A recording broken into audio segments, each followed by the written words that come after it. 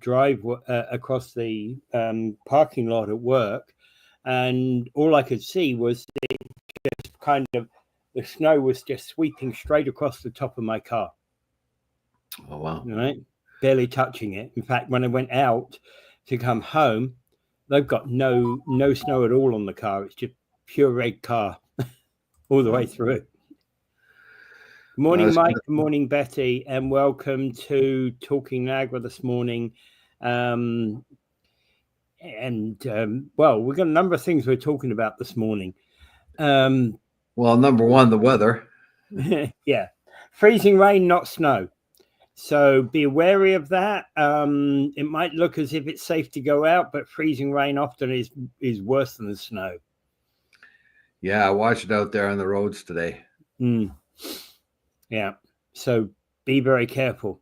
Okay, yesterday we left off talking about Canadian fentanyl not going to the US, but to Australia, it being Australia bound instead, right? So the situation about this is Trump has been talking about Canadian fentanyl, which is only kind of a small minority of the fentanyl crossing the Canadian American border. There's much more going the other way, but yet turns out that Canadian fentanyl is actually Australia bound, not US bound. Well, some of it, yes, they're looking for new markets, just like Canada's looking for new markets for its legal stuff. The cartel is looking for new markets in different places of the world, and Australia is one of them, and a lot of that fentanyl is coming from Canada. So they were unprepared for it. On our own border, however, like we could talk about a reports recently come out that far more drugs, of course, as we expected, far more drugs come from the United States into Canada. Might not be fentanyl, but it's heroin and cocaine and other things like that. And a huge amount of illegal guns is coming into Canada from the United States. So that's a concern. So we could turn the tables on Mr. Trump and say, well, we're doing better. Maybe you can do better too. And the other thing about it, of course, is that illegal weapons, of course, coming across. Yeah, all kinds of them. Really, 88% of the guns found in crimes can be traced back to the United States. Yeah, absolutely. All right. All right. Anything else on that? Hang on, got a couple of comments. Yeah, a lot of good mornings, everybody. Yeah, morning. Good morning, Nancy. Good morning, Mike, Betty, and Gary. Thoughts on the interview, Wills, with Laurie? Oh, my thoughts. Yeah, I thought it was a very good, altogether, very good interview. Apparently, she's going to come back and continue that. She answered a bunch of different questions from different people. Some of the questions were very, very good. And it was very informative for anybody. And when she comes back to Paul's show, I encourage anybody to, if they have some questions as to how the city works, it's very interesting. She talked about contaminated land too, and she says that on certain things, like Paul asked her about certain areas where they're going to build, and they have a certificate somewhere along the line that the lands have been cleaned up adequately enough to build. The question was, are those certificates good enough? Is the contamination in those areas down enough that they can build there without being being a sort of a hazard to the people who might live there thereafter? So there is some suspicion that maybe they haven't done a good enough job when they do release these certificates. She herself says she's willing to do the tour basically, but apparently it do the walk that Mike Cushman and Gary Wilkins has suggested, but some of that's private property, and they're going to have to get permission to do it. So she's on it, but she says as a counselor, all she can really work with is the certificate that the ministry provides. Yeah. That says the land is adequately cleaned up for development. Now the standards of that certificate may be in question, and that's another thing. And Mike Cushman says bought and paid for science. Yeah, it could be cherry picked data.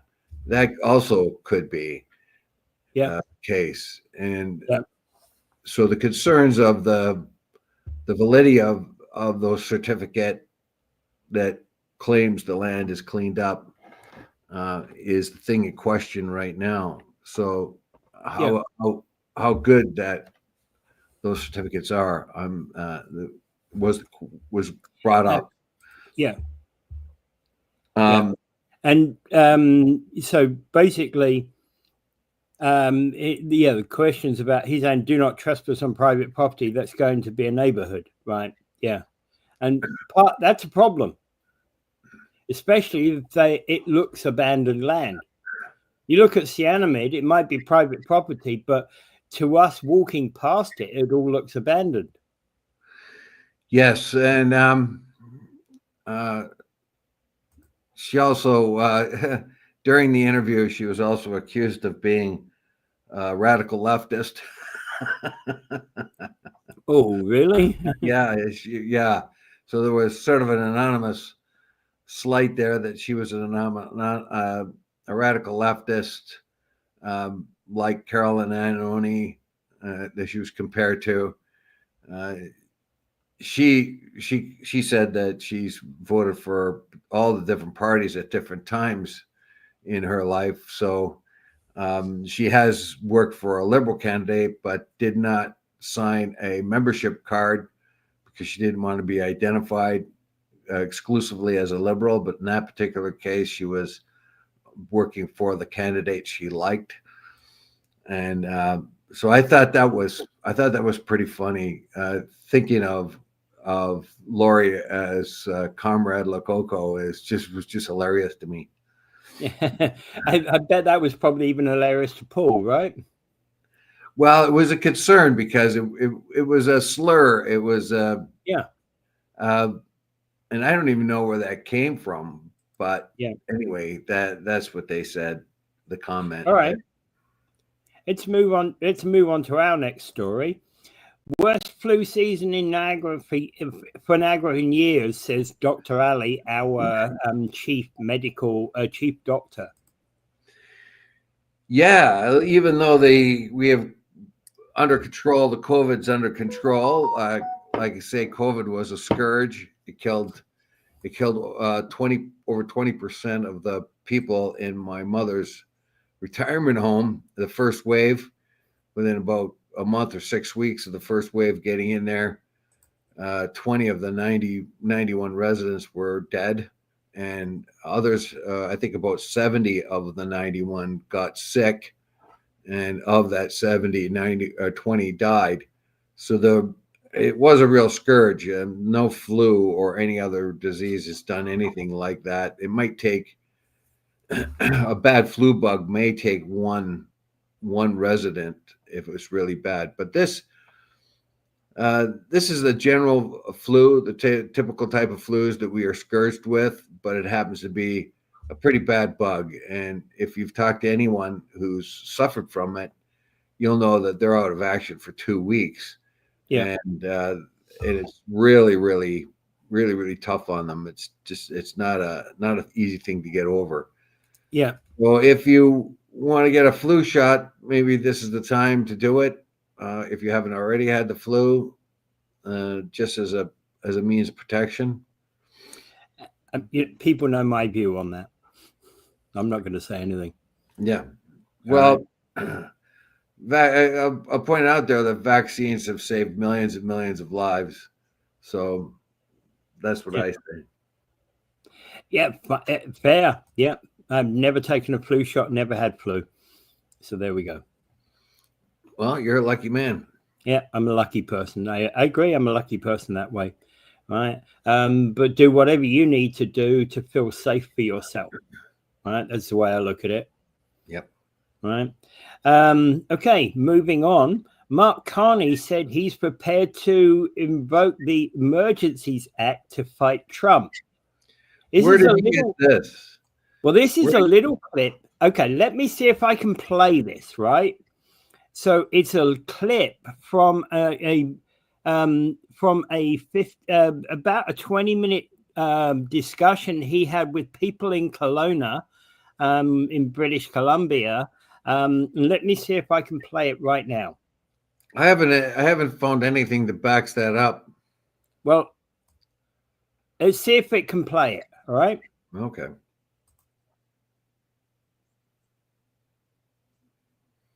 I can't hear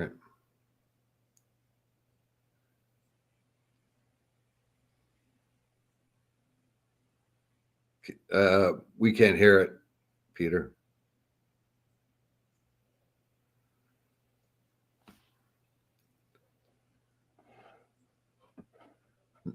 We can't hear it here.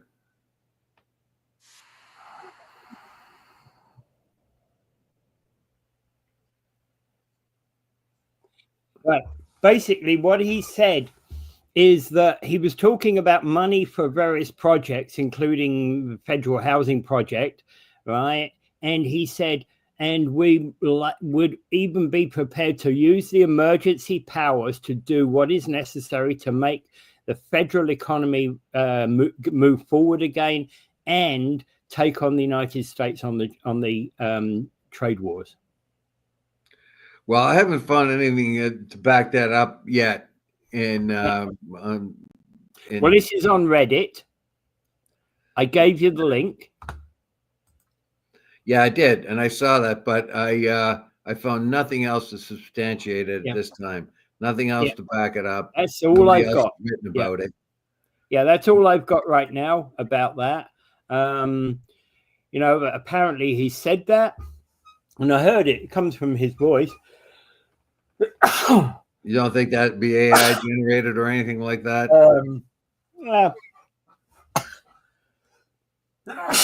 Oh, pardon me. Let's see. I will just say that I haven't found anything yet to back that up. Not that he didn't say it, but I haven't found anything to neither back have it I. up. Yeah, neither have I. Just wanted to put it out there that's been going around. Really just comment upon it and just leave it at that, right?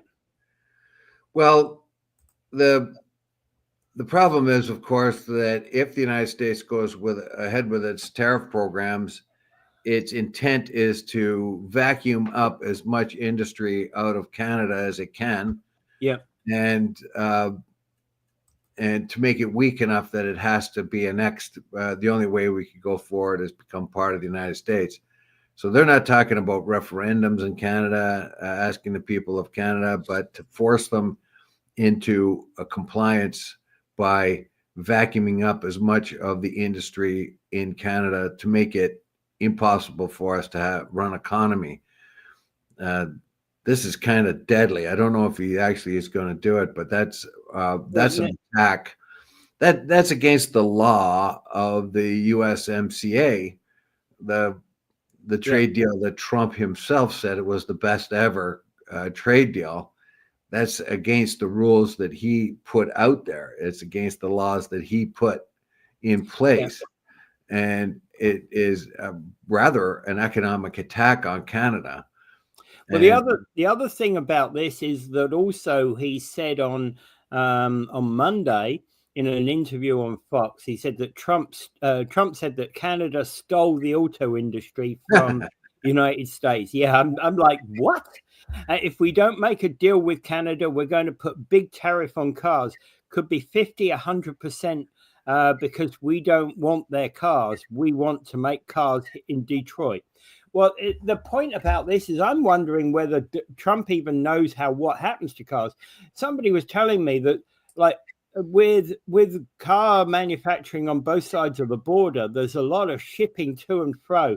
So there's like engine manufacturers in one location, there's kind of a whole market of slew of things that are manufactured across the borders.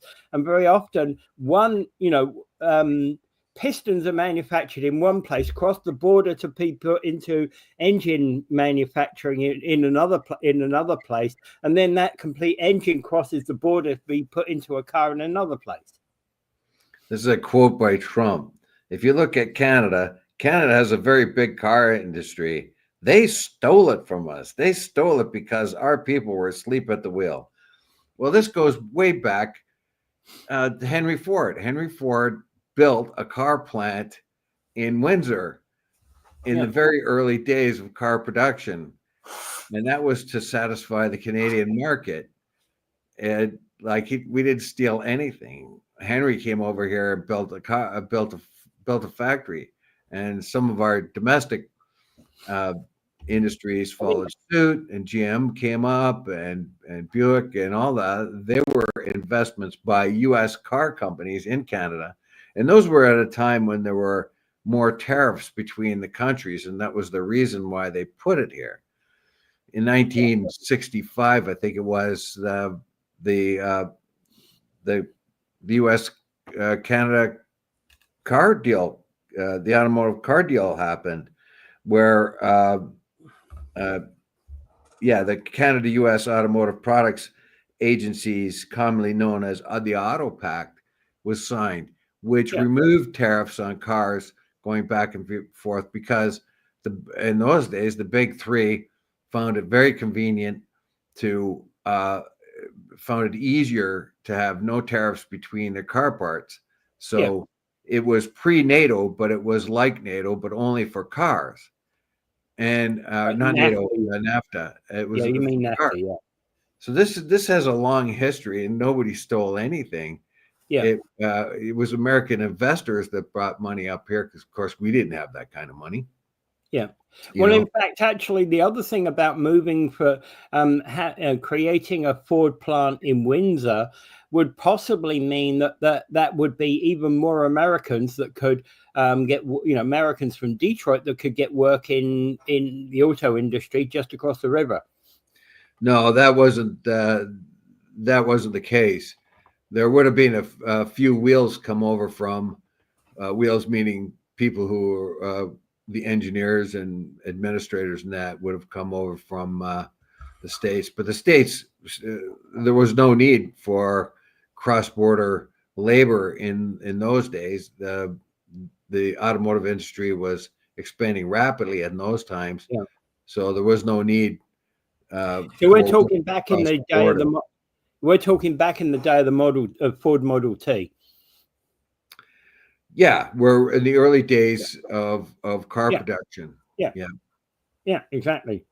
And the whole point is that cross-border trade, which went both ways, was vital for the development of Ford and GM and other plants. Yeah, it was just a way of expanding their market. Yeah. And so Trump paints us as these cunning people that take advantage of the United States. That's hardly likely. The negotiators in the United States are not chumps, and they never have been chumps. Like, oh, okay, we'll do what you say. No, when they negotiate these things, they negotiate from a point of advantage, not disadvantage. And to say that Canada was somehow pulled the wool over the eyes of the U.S., that we waited till they were sleeping. Absolutely dumb. Yeah. Of course, it's ridiculous, and it's more for theater than anything, Yeah. Oh, yeah. But people believe it down there, and that's what bothers me. People don't do any fact checking down there. Look at Canada; it stole our car industry. Yeah, sure. So the truth in Donald Trump never find confluence very often. It's all huff and bluster and drama. He's big on drama. Yeah. Now, it says here in the same article that I'm trying to find industry voices are warning, and this is American voices, that the Yeah. tariff on Canadian-made cars will lead to a shutdown of an entire North American auto industry. Um, Yeah. and this comes from Flavio Volpe, president of the Auto Parts Manufacturing Yeah. Association. It Just could, to, just to let so Gary said put the link in. I put the link into the comments down beneath. All right. So if you guys want to have a look at the link about the Mark Carney thing, that's up to you. Take it. It's on the links. All right. show me the link of the trade, Peter. That's Yeah. BS. What Yeah. trade? The Mark Carney one. Oh yeah, like I haven't been able to So I find put the anything to link back in there. that up. Yeah, Haven't I found meant anything to to put back that up. I meant to put the link when we were talking about it. You guys can decide. I'm just reporting it, right? I'm just reporting it. I'm putting it out there. It's up to everybody else to decide, right? Okay. Yeah. What is it exactly that Canada manufactures that the US can't do for themselves? What is stopping the US from building factories and pulling out of Canada, creating more jobs for Americans? Canada needs the US much more than the US needs Canada. Absolutely correct, Kip. Right. Well, the problem is Kip, that blame game. the industry has been a back and forth thing for a century, over a century, Yeah. and yeah, it because of 1965, the big three thought it much more convenient to have no tariffs on automotive parts going back and forth from Canada to the United States, and you can well know that the U.S. had the advantage in parts trade there, and as a matter of fact, even today, the United States, although they get 20% of their cars from Canada, according to Trump, from Canada, they have a lot of parts that were made in the United States and in Mexico, and back and forth. So if you interrupt that trade network, because it's already set up that way and has been set up since 1965, basically, that it would disrupt things incredibly.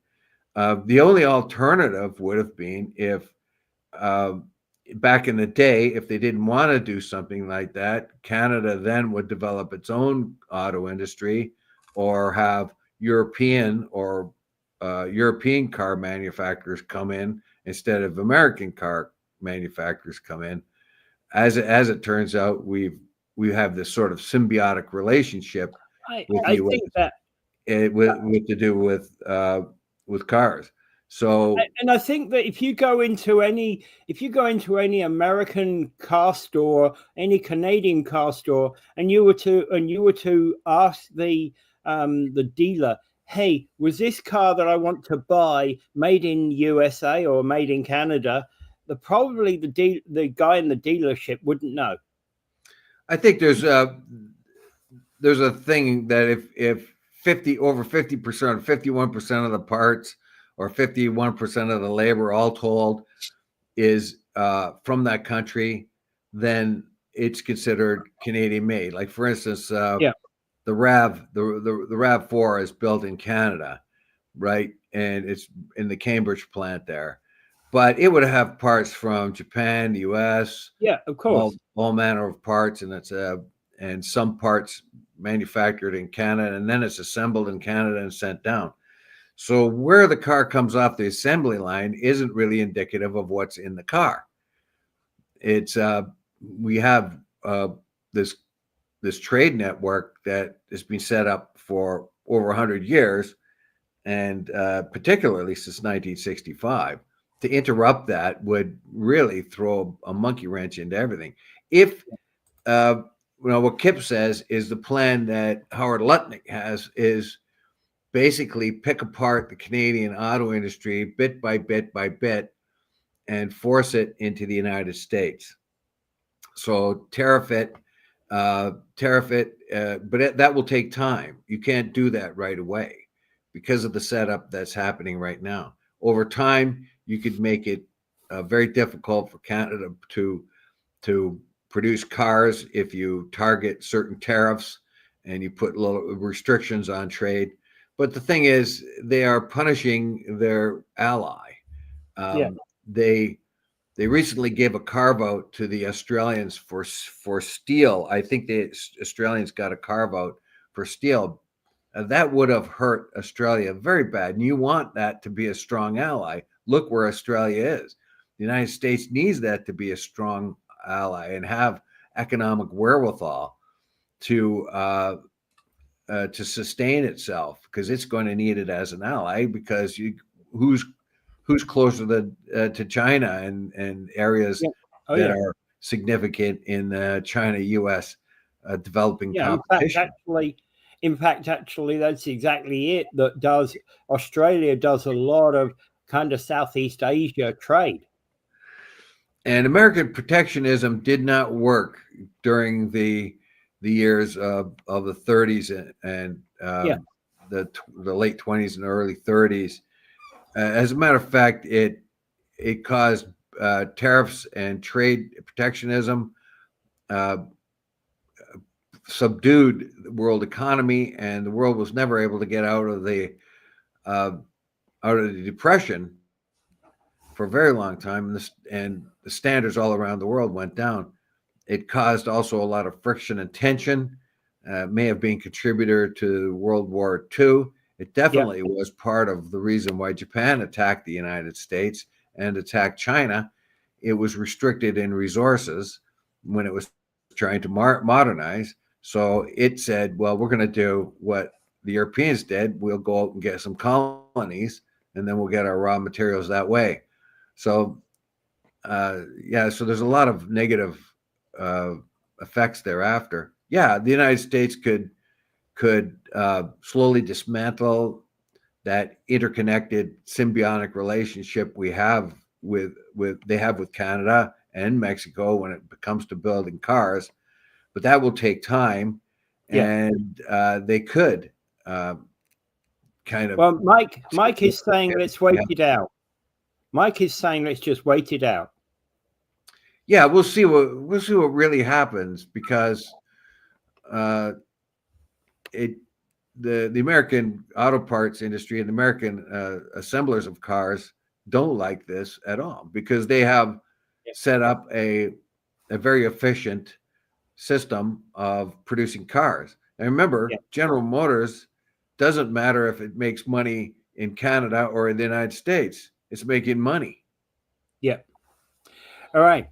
Okay. So let's move on from there. But in fact, the next bit of it about it is that from Paris, Trudeau warned France about the impact on U.S. steel and aluminium tariffs. Yeah, Trudeau tried to take this chance to tell Vance, who is from Ohio, and Ohio would suffer, their manufacturing would suffer with tariffs of steel and aluminum going into Ohio industries. So if they're putting a 25% tariff on aluminum and steel coming in from Canada, that would push up production costs in Ohio. Yeah. As it is, they get cheaper steel or convenient supplies of aluminum from Canada. And if you're going to put a 25% tariff on that, that's going to jeopardize the industries in Ohio, which, according to this article, Ohio needs a lot of those materials that are coming from Canada. It really doesn't make a whole lot of sense, basically, to kick yourself in the ass, basically, by putting these tariffs on.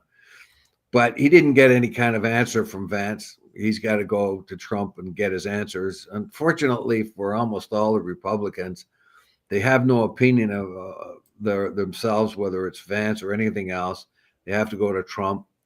What should I say? And come back. They can't even answer a question off the cuff unless they have been, coached. And that's a problem for me. And when you have a bunch of minions that have no minds of their own. That's a problem to me. Okay. Okay. Yeah. I think that in a way, Mike is right in saying wait it out. Because I think that the US manufacturers will be saying to Trump, look, we do very well out of these deals. You shouldn't, basically just leave the status quo as is. Well, a guy like Trump needs to have bad guys. Yeah, I know. U.S. is a bad. The Canada's a bad guy. They're stealing from us. I They're have giving to us wonder. fentanyl. Mexico's a bad guy. They're tricking us and they're fooling us. They're bad. We're good. Bad guy, good guy scenario. It's not a bad guy, good guy scenario. What you want to do is develop trade relations that are beneficial to both countries. And let's make this very clear too. Aside from oil, the United States cannot produce enough oil for its own needs. It needs 20 million barrels a day. It can only produce 13 million. It is the largest producer in the world, but it consumes it. And it needs to import oil on top of what it produces. And the other thing, that oil is the only difference between Canada and the United States. Take the oil out of the equation, and the United States has a healthy trade surplus to Canada, and they sell a lot more to us than we buy. Yep, exactly. And I mean, sell a lot more to us than we sell to them. Yep, and exactly. That's actually what I was thinking when I said exactly. Okay, Randy is saying Ohio is incredibly subdued local economy since the year 2000, and yeah, exactly. And that relationship is vital for them, right? Betty thinks we could end up in war. A physical war, I doubt it very much. What I worry about more is they're going to start to piece apart Canada, and unfortunately, instead of trying to help Canada stay strong so they have a strong ally, they're going to go to Alberta and say, "Look, why don't you come over to USA? If you join the USA, we can give you so many more deals. We can really develop your oil industry. The restrictions that your own government has put on your oil production, we'll remove those. You can have a happy life. You can use the American dollar." And they may even go over to, it's unlikely that Quebec would go that way because they would be afraid to go completely, but they could go to Quebec and say, "Look, you've got all this cheap hydropower. You supply us with hydropower. Why don't you come in and join us?" And I don't think our industry up here and all that. Quebec wouldn't go. No, it wouldn't, because it has a particular culture. But you can see it could come even in Ontario. They could say, "Hey, look, Ontario, you're already an industrial mighty. Why don't you come over to us? We'll make sure that keeps going, and you won't have to lose your car industry. Then you if you part of the United States." So it's a kind of a cunning kind of. They would have to put those on an individual province by province basis, and you'd end up with kind of, we don't really need Yukon and Northwest Territories and none of it. Well, the real issue would be like Alberta and Saskatchewan, where they have much more in common with Montana and other states to the south of them. Yeah, and they have a lot of oil. That oil restriction and regulation up here is a lot more stringent, so they could go to Alberta and say, "You know what? Why don't you dump this Canada thing? Come on over to us." That, I think, and because there's already an independence movement in Alberta, they've always been annoyed at Eastern Canada for lording it over them. The United States could look like a very attractive place to join up. We'll get rid of Canada, be the Alberta, the 51st state of the U.S., and we can develop our oil and have a very fun time. Again, for example, though, the west coast of the United, I was talking to an American the other day about this, and I think we can agree that there's probably 3 or 4 different areas. Like there's the west coast of the US that probably places like Oregon and Washington and BC have more in common than the west coast of the US does with the east coast of the US, right? The other question is there's regional variances within the US that are absolutely enormous. For example, the difference between the Confederate states of the South and the North.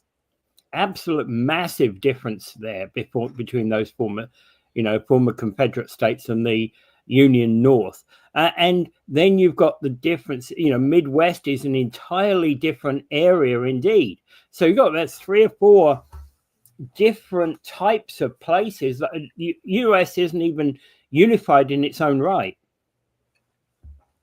Well, it is federally, and of course it has lots of different areas. It's just like Canada. I mean, yeah, we have distinctive areas. We have the Maritimes, we have Quebec, we have Ontario is distinct because it's in the industrial sort of center of Canada.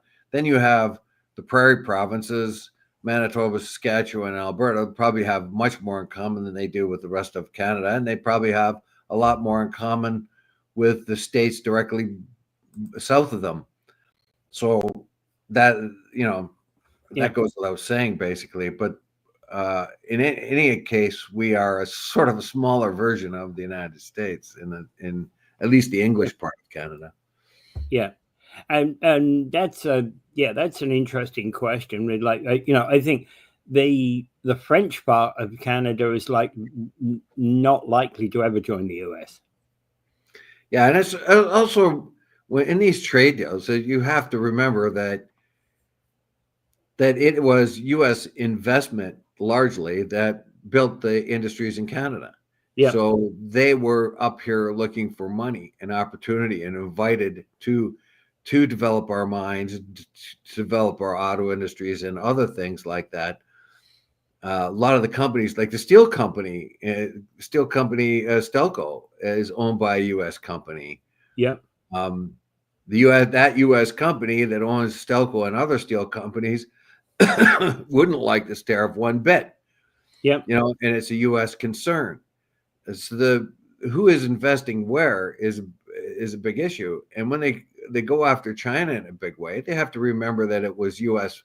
money, Western money, basically, but mostly U.S. money that went into China, transferred the manufacturing from the United States into China, and in some cases transferred the manufacturing into Mexico.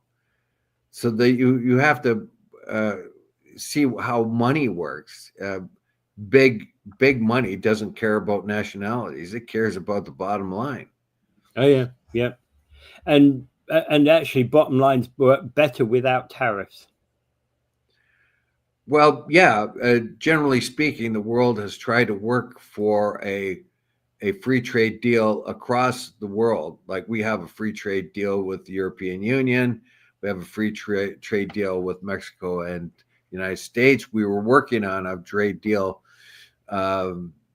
with other nations in the Pacific Rim.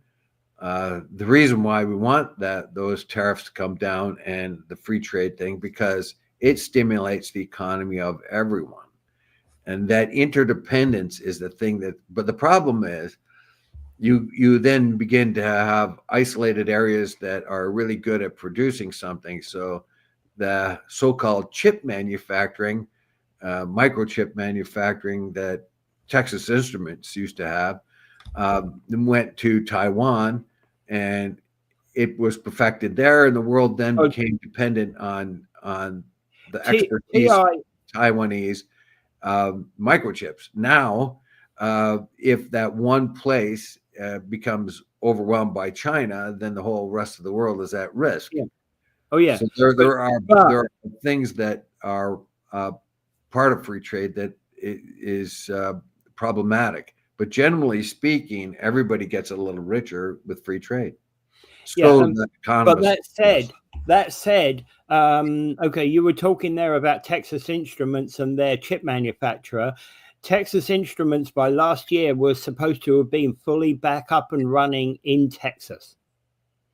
Yeah, they were trying to. Well, it was one of the people that worked for Texas Instruments that came up with the idea of a particular microchip factory. It was rejected by Texas Instruments. He sold the idea to the Taiwanese government, and the Taiwanese government were looking to diversify their economy. They invested big time into it, and then therefore became the preeminent producers of the most sophisticated. Yeah. Oh, I know, but Texas Instruments made a commitment about 4 years ago that they were going to be bringing it back, and that 2024 they would be reopening their silicon manufacturing plants in Texas. I've not seen any headlines to say that actually happened, but typically when an organization says they're going to, they do. Well, it was partly too it was boosted by initiative by Biden, the Biden administration, to bring these vitally important microchip manufacturing into back into the United States, because it was, and they were right, and a matter of national defense. Because if they don't have their own ability to make these microchips, then if a war started or something like that, they would be they would be in that particular position because they can't manufacture their own. Yeah. All right. Moving on. Municipal, according to Global News, and I would tend to agree, municipal mayors are entering the Ontario election race with endorsements, and this is not normal. This is not normal practice, and basically what Global News is saying is that they should be butting out. Well, we talked about yesterday about the Niagara on the Lake mayor congratulating Ford and thanking him for the efforts of his government to help his jurisdiction, but stopped short of endorsing him. And when asked why, he said, that's none of my business. Basically, he says, it's not my place to endorse a political candidate. That's up to everybody else to decide on their own. He did sing some praises to Ford, but wouldn't endorse him. However, Matt Cisco from St. Catharines, Campion from Welland, Diodati have all endorsed Ford. So, is that the right thing to do? Is it their I think it's wrong. I think it's wrong. It definitely is their right to do it, but is it good practice? I think it's a bad practice. I really do. But apparently, a flurry of leaders from places like Brampton, Welland, Barrie, Windsor, and other places have all been jumping on the Ford bandwagon. Well, now they can see the initiatives that Ford has. The thing is, for any of those mayors, they can put a Ford sign on their lawn if they wish, right? But I think to use their office to support Doug Ford is another matter. Well, I don't think it's a good practice all in all. However, each one of those mayors may believe that their own particular city and region would benefit from a Ford government rather than the other governments, possible governments. I'm not speaking out against Doug Ford or anything. I'm not entering into that whole discussion. I'm just saying it's not, I don't believe it's appropriate for mayors to actually endorse. Like the article you did give there is unusual for that to happen.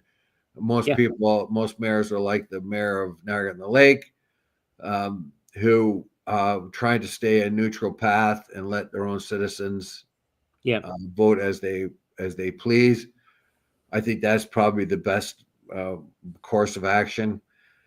However, I don't know. The Ford government's had, for all the faux pas, the Greenbelt faux pas and a few other things, it has had certain successes. It building highways. It's brought electric vehicle production into Ontario. Yep. It got through the COVID years there, and it's also the number one province facing down Trump and fighting back against Trump, and most vociferously fighting Trump, going into the U.S. Media landscape and using that to press Canada and Ontario's position. So of course, because they are already a majority, of course they're going to have a lot of fans. But the mayors themselves getting in behind them, unless each one of those mayors sees a little bit of future in the Conservative government going forward, or think they can get some benefits from endorsing Ford, either through grants or whatever else. You never know why they're schmoozing Trump, not Trump, Ford, who looks to me like Trump's chubby little brother. But anyway, he's just physically looked that way. But anyway, you get a guy like that who's a lion for Ontario, and you find the other candidates kind of really in the weeds. Maybe each one of those mayors feels that by endorsing Ford, they'll get a little bit extra when it comes to a little later on. Yeah. Right.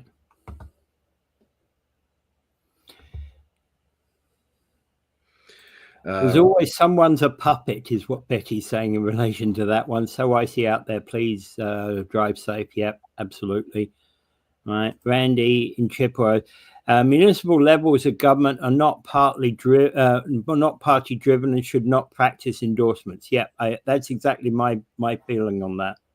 Yes, indeed. Yeah, municipal governments are a different animal altogether. They're not a party type government, and they should stay out. Each one of the councillors is theoretically an independent. Yep. And you see, I have no problem with Mayor Diodati placing a big Doug Ford, or more correctly, a sign endorsing Ruth Ann Neuversteg. I have no problem with him placing the biggest sign on his lawn if he wishes to do so. A public endorsement's quite another thing. Yeah. And in this particular area, probably a frustration for Conservative supporters here in this area is that the election is so fast. Newsteg will not have the chance to really build. I actually wonder. It's 2:00 this afternoon. 2:00 this afternoon is the deadline for candidates getting their papers in. Fortunately, you can email them. But hey, this has been the most deadly week to go and get nominations, to go and get those 25 nominations out on the street. Well, Ford's smart. He started an election. He's only given it a month to happen. A candidate like Newsteg will have a hard time becoming known in the area. We still have a comfort zone in and around Wayne Gates. So, for her to intrude upon that, even though the Ford government is much more is very popular right now, even though I don't think that's enough when you have an incumbent that's well known and well liked. So it's going to be hard to chip at his support. Although I imagine she's going to get more votes than because Ford is so popular and because he's had the endorsements of the local mayors. She may get more votes than she may expect because of the strength of Ford's Conservative government right now with the endorsements that are happening. But she didn't have a whole lot of time to establish her candidacy, which has got to be a frustration for her and for the other candidates as well. Actually, I'm involved with a small party. A small party Ontario Alliance, And at the moment, we've managed to get one in St. Catharines, one in Niagara Centre, candidates in place. I'm having difficulty getting my nominations complete for Niagara Falls because I just have not had the time. And we're also trying to set somebody out to Niagara West, but the chances are slim. Yeah, because there's a time factor here. Yeah. Although we did know that that election was coming, right now it's perfect for Ford. Yeah, but you couldn't get the nomination forms until the nomination forms were not actually on the website until the day the election was open. Yes, so there you have it. Yeah. Right. And Karen, anyone know what the roads are like? Yeah, I think pretty slick. It's freezing rain out there. So be careful. Yeah, it was. Yeah, I wouldn't go out if you don't have to go out. Yeah. Karen, Okay, so moving on to another. Unless you got a pair of skates or something, I don't know. Right. We're moving on to another election-related story. Most BC Green candidates are skipping Niagara's televised debates. Yeah, that's very odd, isn't it? I don't think they're prepared. That's why they're not joining in on the debates.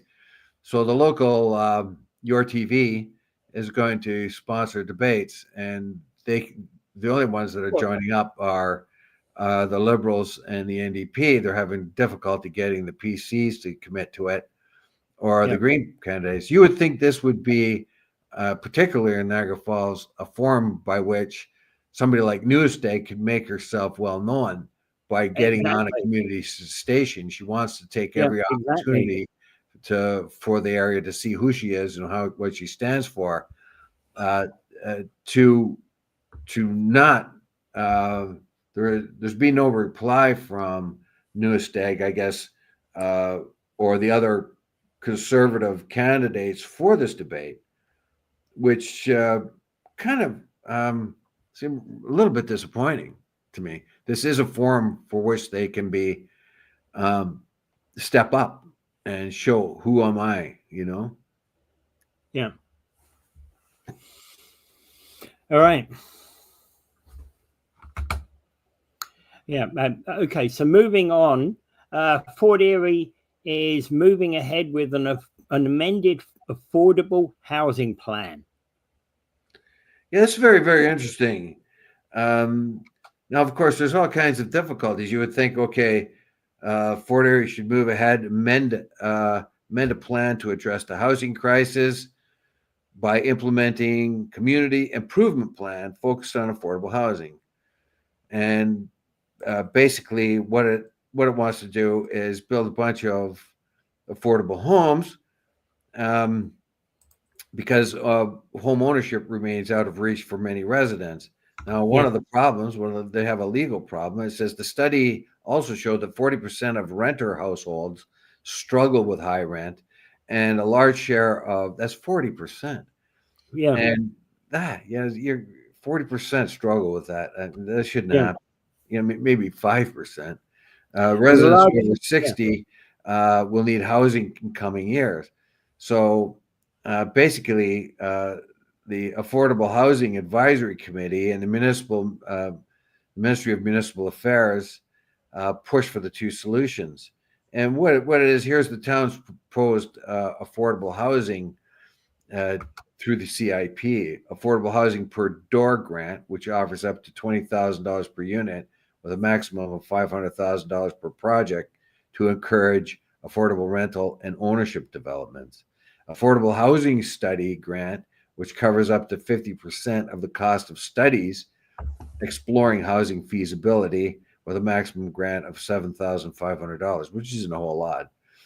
And the additional dwelling unit grant, which provides up to 70% of eligible project costs capped at $20,000 to support the creation of rental units within existing housing structures. So there's all these all these initiatives to make more affordable housing. Now, one of the problems with it is uh, how do we make sure that these developments stay local? Um, can you restrict these to Fort Erie residents only? Is that legal? Yeah, it's a very good question. That is an interesting question. In fact, because one of the things about Fort Erie is, and how do you make sure that these things are actually keeping going perpetually year after year? Because many of these new developments, what they've come in with is, oh, we'll give you affordable housing for a 5-year period. Once the 5 years are up, they're converting those to normal residential rentals. Yeah, that's a problem. Here's I'll read off this paragraph. Mayor Wayne Radikoff raised concerns about the proposed plan, pushing for an amendment ensuring that if the region provides funding for a social housing project in a Fort area, that at least 50% of the units must be Yeah. occupied by local residents. Now, the council members didn't diss that; they just said discussed the amendment, and Councillor Anne Marie Noyes of Ward 6 questioned whether the town could legally impose such a restriction. It's a fair question. It's a fair question. I don't know that they can legally pose such a question. Even if the municipality built housing, I don't even think there they could impose such a restriction. Well, yeah, if they build them, we'll take our homeless people and send them there. You know what I Well, mean? yeah, I That know. kind of, You but can't, you couldn't, I don't think legally you can put a restriction on like that. well, to be fair, this isn't for homeless people. It's for people who I know that. are economically stressed, Yeah. and and things are only going to get worse. If 40% of the people who are renting units now are struggling to keeping those units, Yeah. that's a big indication of there has to be something done. Yeah. And unfortunately, we do have to be our brothers and sisters keeper in a way. We have to. There are ways in which we can build homes that are affordable and within the range of income of these people that that so often gets overlooked because, of course, development wants to get into the plum market of higher end homes and condos and stuff that brings in more money. Um, when you're asking for development money or anybody to invest in your condo or apartment that is geared towards people of lower income, uh, when you want to build one of those, you see less of return. If you build a luxury apartment, you're going to get more bang for your buck. You're going to be able to charge more rents and so on. So it's going to be difficult to put out these incentives for developers and the region and the city to focus in on affordable housing. That's a good thing. Well, Betty is saying this is a program that should have began in 2018. Now everything is sky high. It's really difficult to control costs. And Randy is also saying low income housing historically has seen placements based upon waiting list and emergency need. Yeah, absolutely. Yeah. The Niagara Housing Authority or whatever it is, the regional Niagara Regional Housing. Yeah. Yeah. So And they have a policy there whereby they're not really helping people who are in our most needy stay in housing. They've really got a cyclic policy because if they can get a new person in housing by turfing an old person out of housing, that it seems to be their measure of success. Yeah, and we've had trouble with them. We've had let's say we've had a terrible tenant that disrupts things and wrecks things and all that, and we finally get rid of them after like 2 years it takes. Yeah. And then what does the region do? They take that person and put them in another housing unit put up by another Yeah. NGO, basically, or nonprofit, and we have to trace that, because all you're doing is you're taking your problem from us and giving it to them. No, you should be giving that unit to someone who will take care of it, that is needy, not one that's going to be disruptive and cost you a lot of money. But also Niagara Regional Housing are often trying to evict people that don't deserve eviction. Well, it's very hard. It's very, very hard to evict the ones that really do deserve eviction. Yeah, I know. I get it. I get it. They're going after too many people, and many people that don't deserve eviction. I'm not saying that there aren't people who do deserve it. Absolutely. All right. Mm-hmm. And Randy basically is saying low-income housing has historically seen placements based upon waiting list, and that's not going to change anytime soon. No. That said, however, it could, there are housing developments that are going on now whereby some of these people are saying we are going to develop our own list. We are dealing with placement into our places independently of Niagara Regional Housing. Well, yeah, because the region, the region can send anybody into your community. I think that's why Redikoff wants to have at least 50% of these affordable units to go to residents of Fort Erie.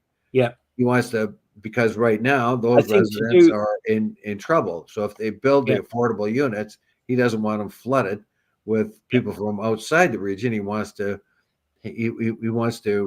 service his own community. Yeah. And he wants to service Fort Erie, not people in St. Catharines or people in Grimsby. Yeah, because the region sees the whole place as the region. So if it has somebody that needs housing and they're from St. Catharines, they say, okay, well, we're going to put you in a place down at Fort Erie because they got nice new affordable homes down there. Yeah. So I don't think that's a good idea either. Yeah. So they're trying to take care of their own down there. And I think this is good. To focus the housing need per city, per community is probably a lot easier to do than region wide. Yeah. All right. I think we can kind of call it quits at that point. I've got things to do. I've got a hearing to get to. Okay. I hope you hear well. Without further ado, I bid you adieu, everyone. Thanks for listening, and pray for